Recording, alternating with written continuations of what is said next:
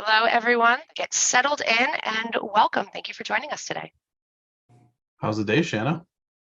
The day is fantastic. Not bad for a Thursday in November because I'm over here in Maine and it is not snowing yet. It's not freezing cold. It looks to be a beautiful day. How are you, Mark? Doing well. I'm here in Atlanta, supporting one of the startups I'm involved with. I actually live in Park City, Utah, so it's nice to get out of the snow for a few days. Well, thanks so much for joining us. We're going to go through a couple of housekeeping items while we're waiting for everyone to continue joining. And it's 3 minutes after the hour, so we will kick it off and get started. I'll turn it over to you, Rob. Awesome. Thanks. Hey, everybody. Rob, co-founder here at Defendify. I am in Portland, Maine today. Excited to have Mark Sunday join us. We're going to have a great conversation again. Yes. Any questions, put them in there. And Mark, thanks for joining. Hope you're having a great day. I understand that you're in Atlanta today.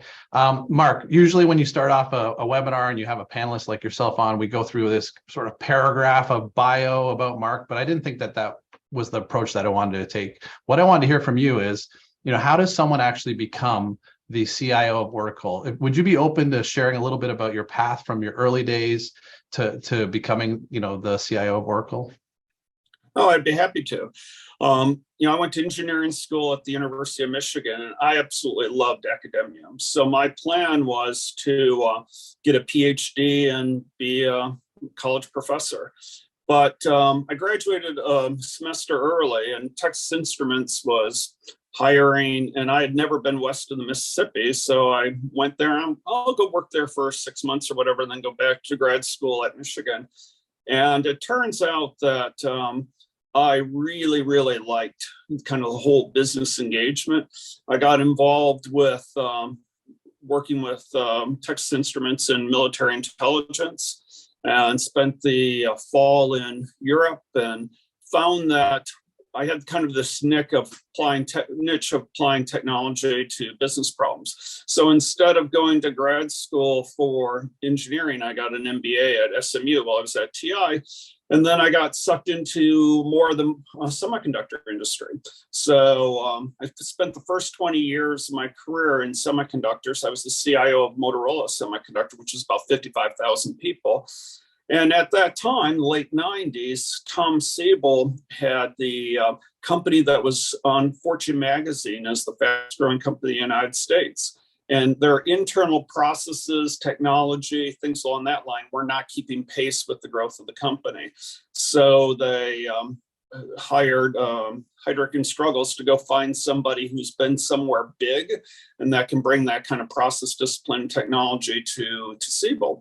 So I joined Siebel in 99.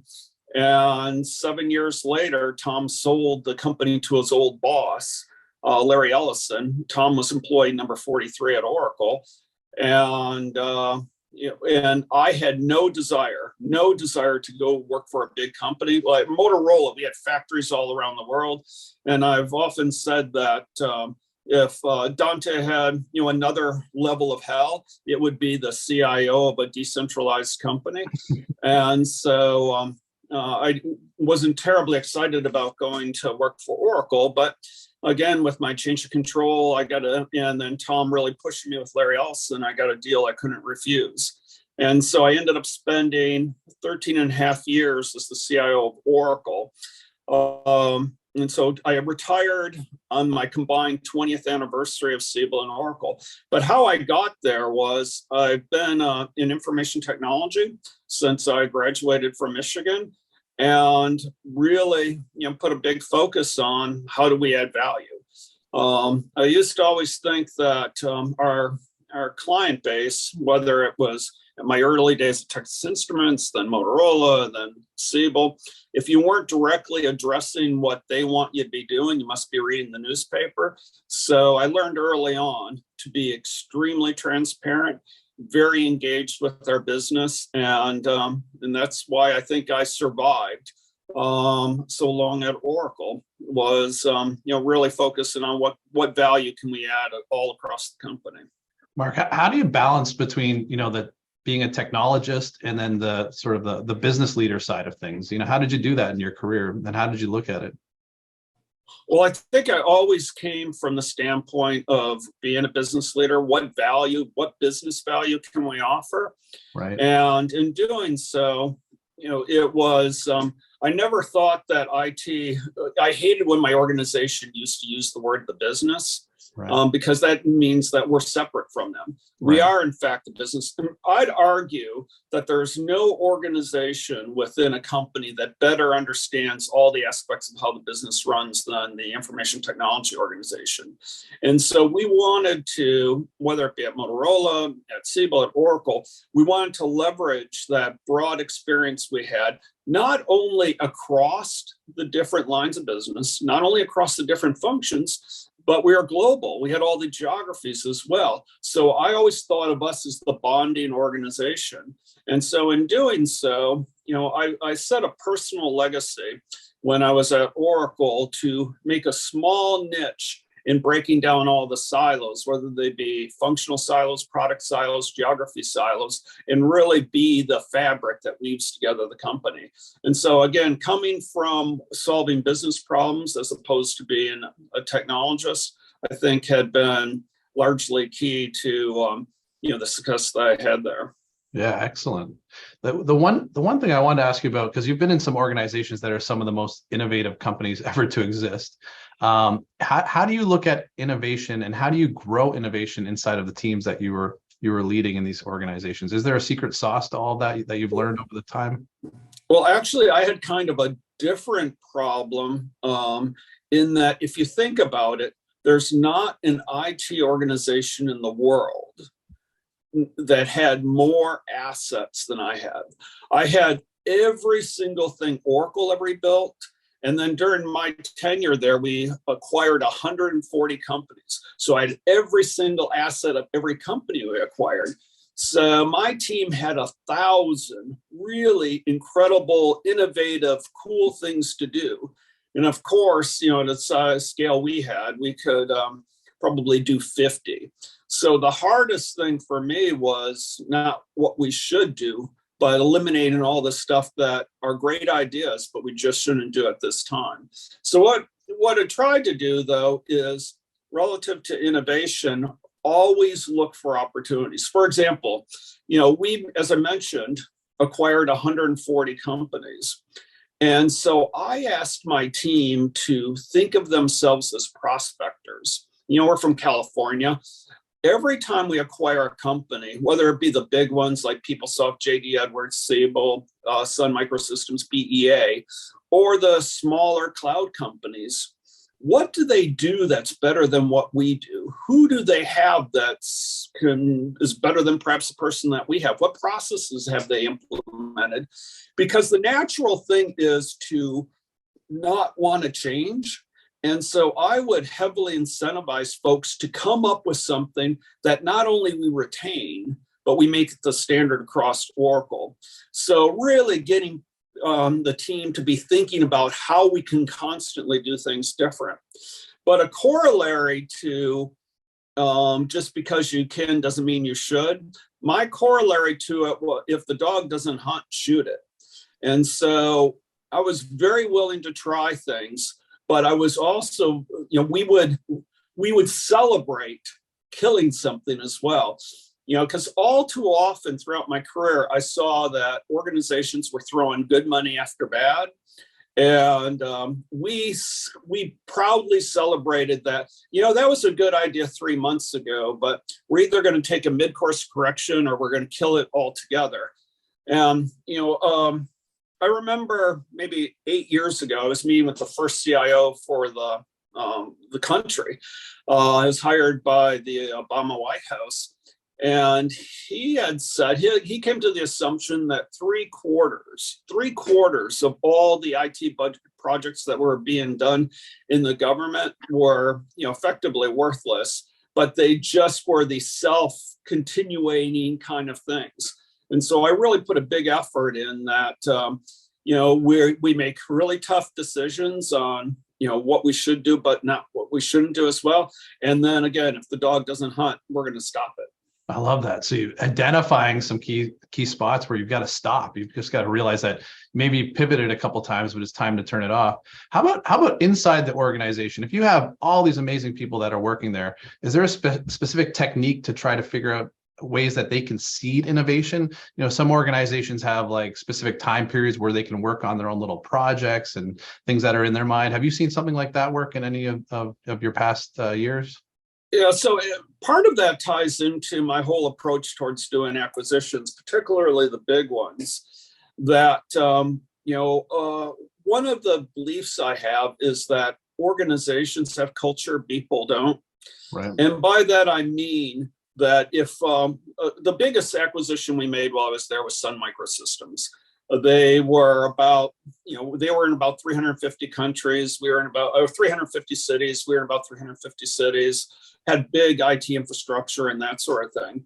And I found from my early days, even prior to Siebel and Oracle, that as long as you keep teams separate, they will be kind of battling on who wins on whatever solution you might have. So literally on the day of legal entity merge with Sun Microsystems, not that a single Sun system went away on that day.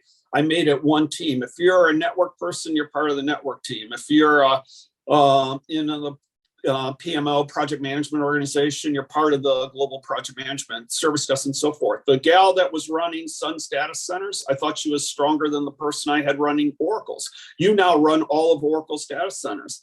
But as part of that, we then standardized on solutions. But what I was able to do was I go now to a single network team. You guys are spending, I'll just throw numbers out there, $150 million a quarter on telecommunications.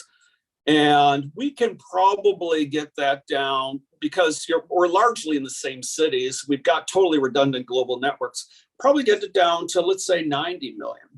Well, I will give you 20. And so we'll give back $30 million, which is, real money per quarter. But I'm going to give you 20 million to go and innovate with.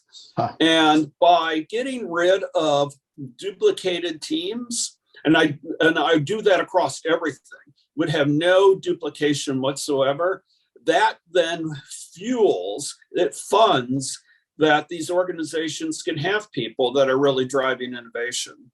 So for me, the biggest way to ensure that you can innovate is get rid of any duplicity and have one team solving one problem, but have enough resources that they continue to innovate in that space. I love it, with the finding ways to find funds for it too as well. You brought up a couple of times around M&A and bringing companies in and so on. Is there any tips that you have for someone who might be, for instance, an IT individual inside of a company who's being acquired by a larger company, something to expect or things that they could prepare as they kind of like migrate into that organization? Well, I've been on both sides of this. Prior to my Motorola days, I was at a company called Mostech, and we were acquired by ST Microelectronics. And they were out of Agrate, Italy. And we're fairly large in Europe, and we were fairly large in the United States. And we had this delicate dance that went on, it seems like for 2 years, about like what systems are we going to use and what technology and what networking. And it was a total waste of time. We had been much better off just picking something, getting everyone focused on it and running with it.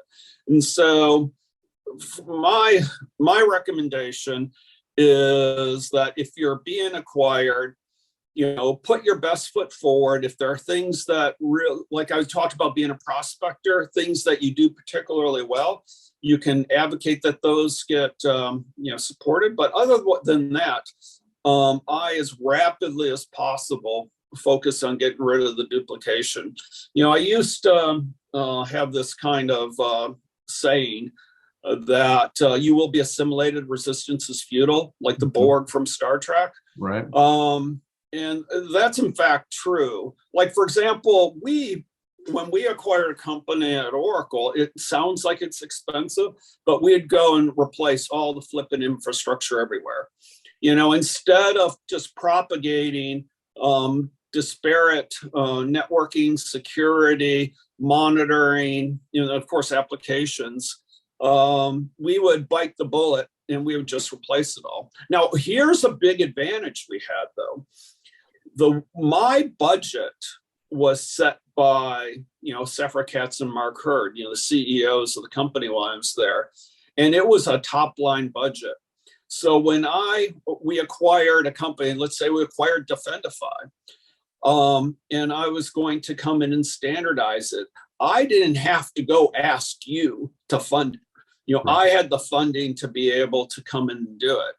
And so I never went around like I did at Motorola. I had a tin cup. And to do an initiative that I wanted to do across all of our factories, I had to get contributions from every factory manager. And that was the bane of my existence. Whereas Siebel and both Oracle, I had the global budget. And it was my job to spend it prudently. And if I didn't, fire me and replace me with somebody else. And so I think it's a much more effective. So many organizations, have different schemes where they charge out to lines of business, geographies, and so forth. Right. What that causes is that I have to have a room of accountants to figure out how much to charge to everyone. And they have even bigger rooms of accountants on why it's too much. Right. And so I really appreciate both the Siebel and the Oracle approach of, we're going to spend, fundamentally, a sizable amount on information technology, but we're going to put it in one bucket and see that it's managed well. Totally makes sense on the financial side, especially. One of the things we do, Mark, here at Defendify is when we present to the entire company in our quarterly meeting or our monthly meeting as a company or interdepartmentally about what's going on, even to our board, we like to use the terms the good and the not so good. And so, like, I'm sure at these organizations that you were at, there were some amazing times, innovation, lots of wins. But with every business, there's always some not so good. And I wanted to see if you'd be open to sharing some stories where you had some challenges and maybe how you dealt with those challenges during the not so good times and periods. Sure. Like one of the biggest kind of faux pas I made was in the 90s. I'm really big in freedom from choice. From a CIO standpoint, the more you can have on common platform that extends as broadly as possible, the better off you are. So I went and did this really broad deal with SAP. And so I bought everything that I needed for the projects that we're undertaking, but I wanted to have everything else as well.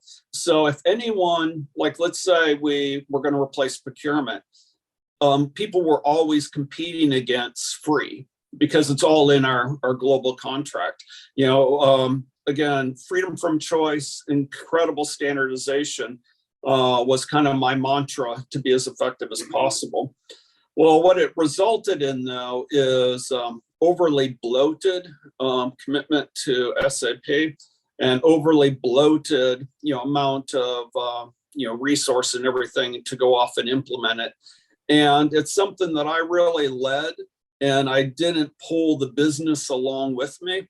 So that was something that I had definitely learned from. On another front, more at Oracle, one of the things that we encountered is while I was responsible for all the information technology for running the business, there was a counterpart that was doing it on the engineering side, and at Oracle had 40,000 engineers with tens of thousands of CPUs and things like that, if you can imagine running the scale of engineering. I always felt that if we worked as a single unit, because so much of what we do is the same, we could have been so much more effective. And in my tenure, that we never, ever, ever really realized the synergies that I think we should have. On the other hand, we've accomplished incredible things, and At the scale of Oracle, you could argue that you can have maybe two approaches to something when you have 150,000 people, but nonetheless, that's still one that it was an opportunity I think we missed. Again, you can see that my fundamental demeanor is about driving as much synergy, simplification, standardization, automation as possible. And anytime I don't see that, it's difficult. That's why you would never see me working in government. Right. I just, my DNA is not conducive towards having multiple solutions to the same problem. Yeah, it sounds like you've built efficiencies, and with that, you've also found ways to add money to the bottom line and allow innovation because you were able to fund it. I think that's an excellent approach. So the one thing I wanted to ask you about is, you brought up a couple of times that you were in charge of the entire information technology area. It's interesting when we look at even small to mid-sized businesses, the number of different independent technologies that they have in place to run their business, whether that's their HR systems, their finance systems, sales, even just simple SaaS applications, it's starting to really become large. So imagine a 50-person company, they might have 20 to 30 different applications, even cloud apps that they're logging into and so on. What I wanted to hear from you is like, how did you navigate? You guys would have an enormous budget. Maybe you can share a little bit of what that looked like, but how do you navigate putting new technology in place, moving away from legacy technology, ensuring that you're picking the right technology and the right vendors? Can you share a little bit about your experience on that front so others can learn from you? Well, sure. Certainly, we had a whole mindset about being simplified, standardized, automated. And my approach was that if you had only one way of doing something, it's a whole lot easier to switch it to something else, or it's a whole lot easier to integrate other things into it. So we would have one approach on a global basis, spanning all geographies, all line of business. I mean, even talking fundamental business systems and so forth, across the organization. So that is a huge enabler for us to innovate. First of all, it gives you economies of scale. The more you use the same solution, the more you can invest in it. But second of all, obviously, as I mentioned before, the easier it is to introduce other things into it. So we put a big focus on that. But even as simplified, standardized, and centralized as we were, I was surprised. That we had well over 100 suppliers in the security privacy space. Wow. And I'm thinking to myself, we're Oracle. First of all, I can attract world-class talent. I have centers all around the world, so I can get them. I can source them from anywhere in the world. And, I've got a pretty sizable budget. What do smaller organizations do? And so that's actually one of the things that, when we first met, Rob, is that really interested me in Defendify, is that I saw this, the whole security, compliance, privacy space is so daunting, even for a company with the resource base that an Oracle has. What do smaller organizations do? And so just like I talked about my wanting to go with a common platform, in my Motorola days in the ERP space with SAP, but that's been true, leveraging that same kind of mantra all the way through my career. And that's the same thing that I think we need to do, not only in applications, but in infrastructure places, such as in the security, having comprehensive platforms that pieces integrate together, that you're standing on the shoulder of others. I can't tell you how many organizations I come across that are cobbling together, disparate pieces or building things themselves, when they'd be far better standing on the shoulders of others with integrated, comprehensive solutions that are constantly evolving. You talked about innovation. You asked me about innovation. Well, the best way to innovate is use, again, my term, stand on the shoulder of others.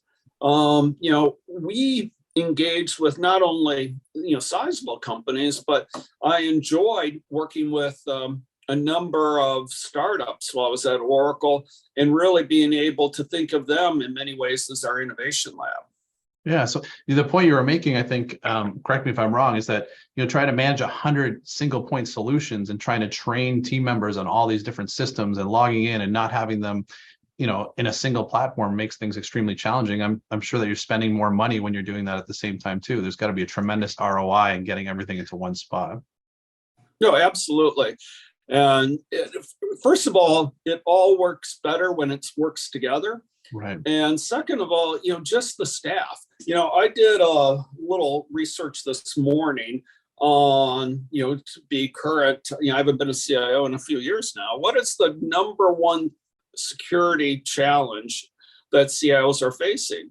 And the first one is acquiring and retaining talent. Right. Well, anytime you have unique solutions, or you're building stuff yourself, or you're cobbling things together yourself, that is a huge liability from a people standpoint, but it's a huge liability from people retention standpoint. Smaller companies, I'm seeing that with the number of startups I'm working on, have a lot of single points of failure. So wherever possible, if I can if I can see that we're leveraging integrated engineered solutions, once again, being able to stand on the shoulders of others, gives us a platform that not only is continuing to move forward, but we have a higher degree of assurance, a lower risk profile of it being, able to service in the long term. Employee retention is a major concern that organizations, particularly smaller ones that tend to have fewer people with skill set, really need to consider. And any tips on retaining talent? Anything that you've learned over the years? I found that the most important thing is who you work with and what you're doing. At Oracle, we weren't the highest paying place in the world, but we gave folks a lot of freedom relative to where they live. My team, people that worked for me, were in 54 countries and about 150 cities around the world. So we cast a pretty broad net, but also we were doing interesting things. A nice thing about what we were doing at Oracle was we didn't really have legacy. I focus that, while we're investing in innovation, I also invested in not seeing that we had tech debt. And as long as you're continuing to do new and interesting things, and that people like, most importantly, who they directly work for, and then secondly, who they work with, I think those are the keys to retaining people. Right. Shannon, I think you're on mute for a sec. Go ahead. I am. I do have a question that came in from one of our attendees through the Q&A. And the question is, what would be the 3 initiatives or words you would use to align newly formed teams with the same culture and objectives?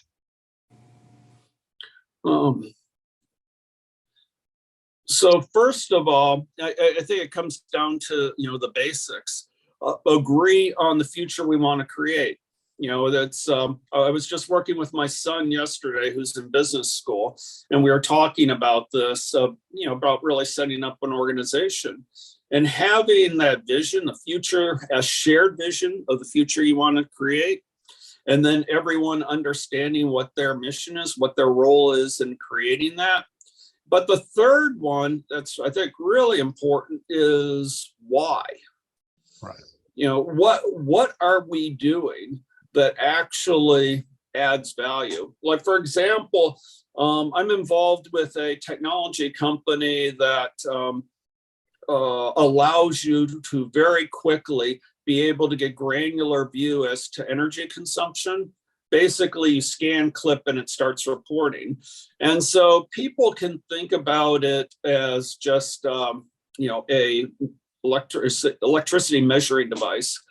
But it becomes far more compelling when you start speaking to it in terms of the impact it can have on climate change, the impact it can have on improving the quality of people's lives, the impact it can have on improving the availability and reliability, because you can actually see if stuff's working and stuff on, on remote oil rigs, that we can actually see what's happening in every pump, that we can detect long before a failure occurs, that a failure is going to occur. So, really instilling in any organization, regardless of the size, what's the future you're trying to create, what's your involvement in it, and what is the impact? Why is this important?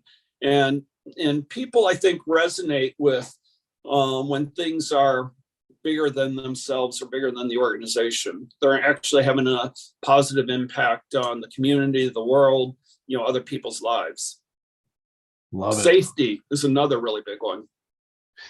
Mark, I wanted to shift a little bit into the cybersecurity conversation for like small and mid-sized organizations. One of the things that we hear on occasion, maybe more often than occasion, Shanna can support that, is that it's hard for IT leadership sometimes to convince non-IT leadership that cybersecurity initiatives need to be budgeted for and implemented. And, it might be like, it could be a knowledge gap or just an understanding, where they're not willing to put the amount of cybersecurity budget that's required in place for these small to mid-sized companies. Any tips or ideas for someone who's in that role, who's trying to convince non-IT leadership that, hey, we need to invest in cybersecurity. We need to get these initiatives put in place. This is real. Any thoughts from your side that might help them? Well, first of all, when I was at Oracle, and I met with thousands of IT leaders, and more often than not, this was the case. Right. If you are responsible for IT in any size business, more likely than not, it is an area that you feel is underfunded and it's difficult to sell. So this is a common issue. So, there's a couple of things that, I think recommend is, first of all, don't let any crisis be wasted. So when things do occur, whether it's within your company or some company that can be perceived as an adjacent, what happened at Target can happen to us here at Walmart, let's say. You need to take advantage of those. The second thing is, at Oracle, the biggest risk, if you ask Safra Catz, CEO of Oracle, what is the biggest risk Oracle faces? It's security. Because the brand damage of having a significant security failure, particularly, now that being a cloud-based company, would be devastating. But here I am, I'm spending 3 days with a company that I advise, Quantum Metric. And I was pleased to hear yesterday when the CEO said, what the biggest risk our company faces is security. Our customers entrust us to securely manage their data. We're not a security company, but we have access to everything that they do on the web.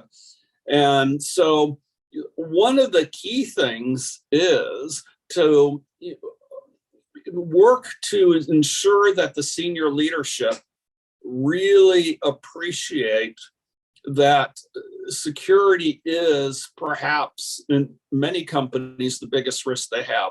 The thing that can really damage their brand is having something where they, on the privacy or security of the data that their customers entrust in them. So kind of building that into the culture. One of the things that I came up with a David Letterman top 10 list that I shared with CIOs over the last 15 years. And I start number 10 and go down to number 1. And number 1's applicable in so many different domains. I used to say that every organization has the IT capability it deserves, because it really, starts at whoever the top is. But I'll morph it for our case here. Every organization has the cybersecurity it deserves. And so it's incumbent upon us that lead the charge in this space, that it's perceived that every single person in the organization is responsible for cybersecurity. And so get it built into the culture from the very, very top. So I think these actions that understand perhaps the biggest risk many companies face is actually security, that it's everyone's role, that being exposed to other, to various other breaches and what those impacts are all things that can be done. That said, as I mentioned, the way we budgeted at Oracle, I was given a top line, and it was my job to use it as effectively as possible. So, I could see things going into basically 3 buckets. The one bucket that, my using organization saw, and that is adding, new capabilities. But there are 2 other buckets that, I needed to manage and see that we're investing as well. One is tech debt.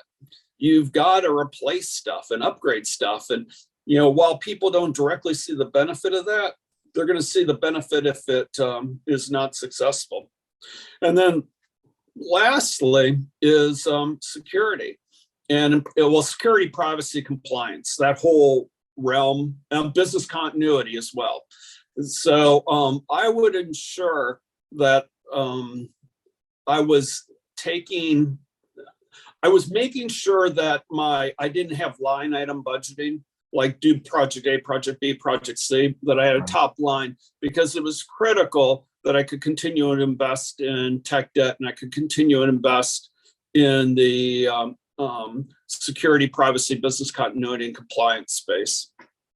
Do you think that part of the challenge here in convincing, non-IT leadership to put cybersecurity into place is that it's complicated, that they don't necessarily understand what cybersecurity really means? Because it's obviously evolved over the years. What are your thoughts on that front?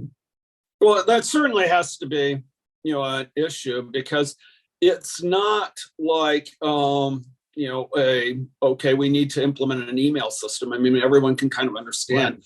Cybersecurity is a very broad net that has so many different components, starting with education and compliance, right, all the way through, what you're doing relative to securing your physical infrastructure, securing your data, and then dealing with things like HIPAA and PII. There's so many different elements. And then in reality, you have to take somewhat of a belt and suspenders approach, so it's complex and there are a lot of components. I don't think there's a whole lot of value in trying to educate, senior leadership about the 50 different things that make up a comprehensive cybersecurity plan. Right. But it could prove worthwhile. There's so many standardized frameworks that you do a self-assessment and have the red, yellow, green, and right, then leverage, if you do have an audit committee or you do have outside auditors, have your assessment. And these are the things, by the way, that got action at Oracle. We would be assessed, and, and we had to have action plans for everything that was both raised as critical, but also raised that wasn't up to par. And, that went directly to the audit committee of the board that we were accountable to. So, there was some teeth in that aspect as well. But right, once again, it's easier, I think, if you're a technology company, to appreciate that everyone's responsibility is security. That's something that needs to be instilled into all companies. Absolutely. One of the things we try to do here at Defendify is, with all of our assessments and testing reports, is provide some kind of scorecard. So if you do a self cybersecurity assessment in the tool, it's going to score and grade you, like a regular school score. So you got an A, B, C, and then trying to use simplified terms to explain it so that non-IT leadership can read that. Or if you do a vulnerability scan, you'll see critical, medium, low, and be able to look at it that way as well. I think it makes a lot of sense to try to keep it simplified and sort of executive summaried so that you can present it. And I think you should present it regularly as well. It makes a lot of sense so that they can see improvement and what's happening and where that money's going, so they can get some additional value out of it. I think where I wanted to go next with you is to ask you, like, if you had a solution to this problem, which is that, there's no doubt that cyber attacks are focusing on small to mid-sized organizations, and they don't have the budget that an Oracle or Motorola or anybody like that has. If they were going to trying to get started, they really just want to get going. Any tips for them as to where to start on the cybersecurity journey? Maybe you've already answered that in the last conversation, but I wanted to dive a little deeper on it. Well, I did to some extent that, it's in my DNA to simplify, standardize, and centralize. So the more that you can take a comprehensive or platform approach, the more you can stand on the shoulders of others. Right. Particularly, you don't have the resources, technical capability, the ability to attract or retain resources, the better off. So I would look whether it would be in the whole, network, of managing a network, doing applications of running your business, or taking on, cybersecurity, privacy, compliance. I would look for a holistic, integrated solution that takes far less resources, far less expertise, and they're doing the vendor, the supplier's doing the work of integrating all the pieces together. So if I had limited budget, I would have an even more limited number of suppliers for covering, my network, my computing, my applications, and my security, privacy, compliance platform. Mm-hmm. And so I think that's how your money will go the furthest. Acquiring and retaining talent is difficult, but also let me tell you the downside of talent. I've run into many organizations that hire some individual or individuals they think that are kind of technical whizzes, and they'll want to go off and build their own.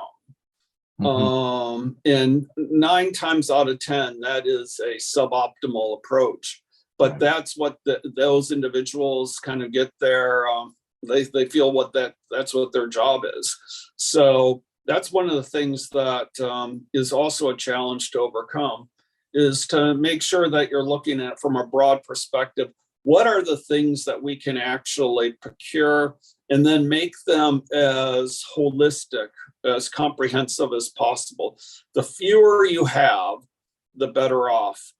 And then, another thing is I'm actually speaking, I haven't been at Oracle in 3 years, but I'm speaking next week to Oracle salespeople of how to sell to enterprise people. And one thing that was clear to me in everything that I've done is no one, will ever remember whether I spent $1 million or $2 million on something. They'll remember if it worked or not. Mm-hmm. They'll remember if it delivered value. They'll remember if it was easy to use. So by far, the most important thing is go with suppliers that you trust, that are committed, and are going to ensure that you're going to be successful. The risk is the number one thing that you want to focus on, that you really want. By risk, I don't mean just all security. I mean the risk of the project being successful, being perceived as being successful. That's making any kind of supplier. That is the number one thing I look at. What is the likelihood that I'm going to have a successful outcome? That is way more important to me than any dollar value I pay for it. Speaking of risk, we do have a question that came in through the Q&A. How often do you think a medium-sized company should be bringing in an outside party to audit or assess its cybersecurity risk? I think companies, even small ones, but it depends on what space you're in. If you are selling technology, hiring an independent to do like a SOX audit, things like that is almost required, even if you're only a 10, 12-foot person company. So I think, first of all, there's some companies, just by the nature of what they're doing, that their customers are going to require having an audit. But the second thing is, if you're a company that doesn't fall into that, I think having an independent view, adds a lot of credibility, and also will open your eyes to things. So I think if it's something that you can afford and it's an organization that you trust, I think you can get a lot of value from it. Now, that said, there are a lot of tools, including things from Defendify, that allow you to do self-assessments. You can get a lot of value from that as well. I mean, the old adage is you can hire a consultant to tell you the time. They'll pull up your sleeve, look at your watch, and then take your watch when they're done. I'm a little bit skeptical of if there are tools that you can leverage yourself. But that said, a third party can often add a lot of credibility for your senior leadership. Well, because the CFO doesn't audit the books, right? Exactly. Spot on. So folks, if you have any questions for Mark, please put it in the Q&A. We're getting close. We've got about 10 minutes left. And we want to make sure we answer any of your questions that you have there. I think we've already kind of went through this one. So this is what I wanted to ask you around is, what are you seeing, Mark? What's the one thing that you're seeing that might be world-changing or game-changing technology-wise? It doesn't have to be cybersecurity. It's just something that's really got you excited and that you're passionate about. I'd love to hear what's kind of spinning around in your brain and what you've seen out there. Well, things that I'm directly involved with, I guess must be, to some extent what I think is cool or interesting. Like, for example, right now I'm at a company called Quantum Metric, and they're all about how do we make the customer experience through online, a digital experience, as effective as possible by really getting in and understand the entire journey a customer has. So things around customer experience are really, really interesting to me. Another area that's intriguing to me is how technology can help how the brain works. For example, I'm exploring, not an investment advisor. I'm just really intrigued in the technology from a company called Helium that measures either your pulse rate or, even better, your EEG, your brain activity, and then gamifies, quieting your brain. I think it could be fabulous for, people learning to be able to quiet their brain, but and deal with things like PTSD, or even in the case of, I got two sons in college who have test anxiety. If you can go in and gamify, have immediate biofeedback, I think it's intriguing, and that extends to a company I did invest in that Rob and I were talking about, where you do a hyper reality base jump off a cliff. And every sense tells you are jumping off a cliff, because what you physically do, what you physically see. And so I'm intrigued not only in the experiential, but even more so in the neurological of overcoming fear. And you cannot help but be in what's called flow state. All of you have heard about being in the zone. So I'm intrigued that if we can artificially induce flow state, what the opportunities are for that.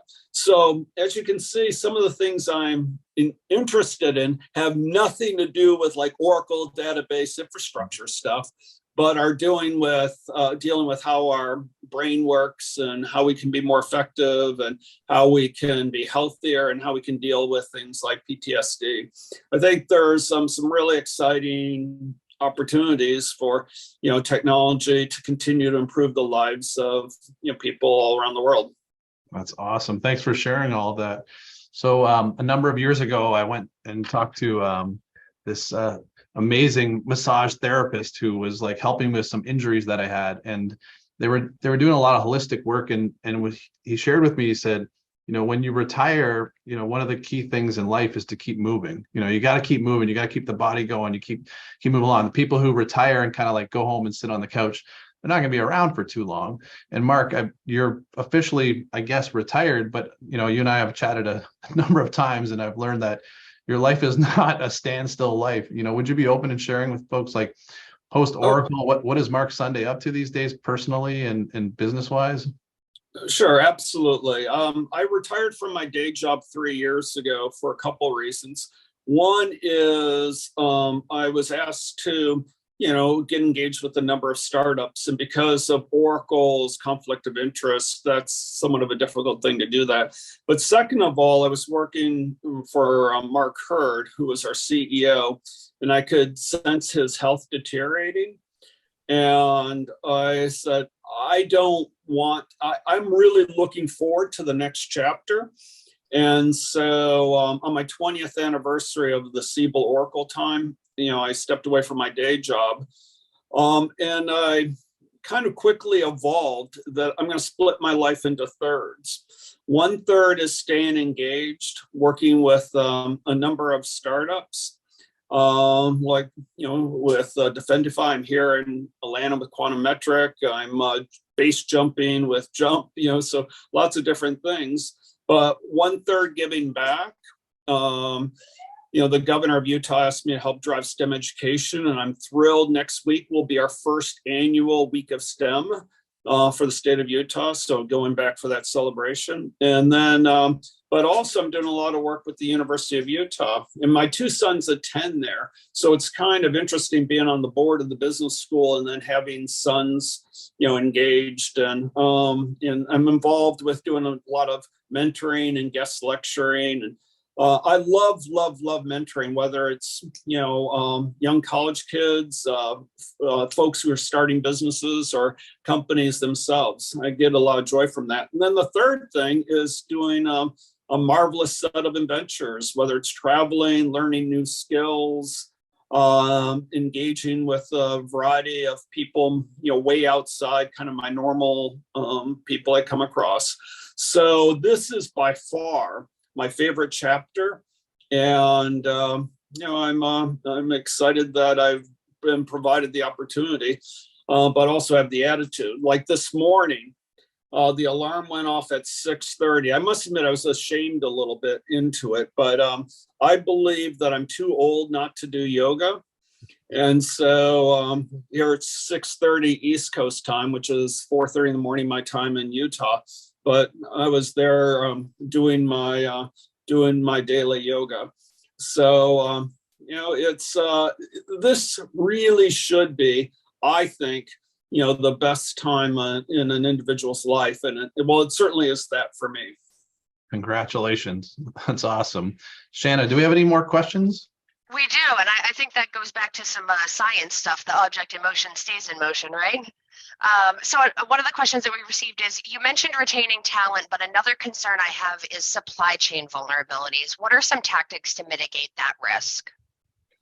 It's not an area that I have a lot of expertise in, because, it is wonderful. Having been at Motorola and semiconductor industry for 20 years, and you actually have to build stuff before you can ship it at the end of the month. When I was at Oracle, we could ship $1 billion of software in the last 20 seconds of a quarter. But I'm now getting more experience, because one of my startups that I'm on the board of, we manufacture this little device. So I'm getting kind of supply chain disruption things firsthand, as well as being a consumer.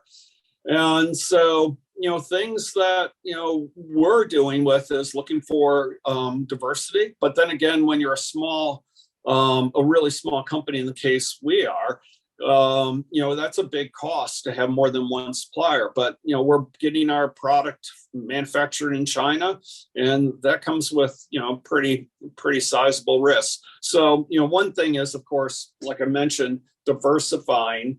And then the second one that we're doing is we're making knowledgeable investments in inventory, like from components. For example, if we have 50 components that go into something, we monitor the lead time of all the components, and certainly are stocking that stuff that we think we are at the most risk at. I wish we had some secret sauce. I wish there were so many things that we could do better. But this global supply chain issue is a very, very real issue. And it's something that, has to take top of mind with all companies that are dependent on it. And then from just a pure consumer standpoint, it's driving us all crazy. The lead times we're seeing for items that we're ordering, or the costs they have to pay, or expedited costs. So it is certainly a very difficult time, and has to be having an impact on the inflationary pressures we're seeing as well. But it's something there's no doubt supply chain is getting far more focus than it ever has before. And one great way I can see that, as I mentioned, I'm on the board of the Echo School of Business at the University of Utah. And one of the 9, I think, business programs we have is supply chain. And the number of people participating in that degree program has grown, substantially over the last couple of years. So, it's great to be seeing that people are they're deciding to, put their careers on something that is so critical to the overall flow of commerce. And we do have another career question that just came in as well. For someone beginning to get into the IT field with no direct background experience, what 3 to 5 things do you recommend doing in order to be successful? Well, I think being successful in the IT and business relies on really 2 things, or 3 things. The first one is, business acumen. Really, what can I do, to add value to the business? And now that more and more of the solutions we use are cloud-based solutions, you don't have to be the deep technologist that perhaps you had to once be. So it's almost the business knowledge is more important. But the second thing is you need to know how to apply technology. Doesn't need you. I haven't written a line of code in 30 years or something. But the key thing is, being able to know how to apply technology. But then the last one, I think that it's been absolutely key to my success at Oracle, my longevity at Motorola, my longevity at Siebel, my longevity at Oracle. And it's a message that I share with all the students that I speak with at the university. Is I believe why no CIO had survived more than 2 years at Oracle, and I was there till the day I chose to retire at 13 and a half, was that very often people didn't agree with my opinions. I have 150,000 people. You got to imagine that happens. Perhaps equally often people didn't agree with my decisions. But I don't believe in 13 and a half years I ever gave anyone reason to question my intentions. And so IT is this glue that links an entire organization spanning lines of business functions and geographies together, but it is a service organization and should never, ever forget that. And so if you and hence your entire team needs to project that we will do whatever it takes, that our intentions are to serve our customers, our intentions are to serve our company, and lastly, our intentions are to serve our organization or us as individuals. And really living by that, whether it's in your professional life or in your personal life, I think is key to success. What an awesome words of wisdom to sound off with. Mark, I want to say thanks so much for taking the time to talk with us and answer the questions of everybody who joined us. I think that you've shared some great information that are going to help other people be successful in their careers and navigating their businesses and so on. So thank you so much for joining us. And I'm easy to find on LinkedIn. Just Mark Sunday, search Oracle or something, and I pop up pretty easy. Shanna, thanks again for helping me out and Mark out as well as you always do. Appreciate it. My pleasure. Well, thanks, y'all. Have a great day. Bye, everybody.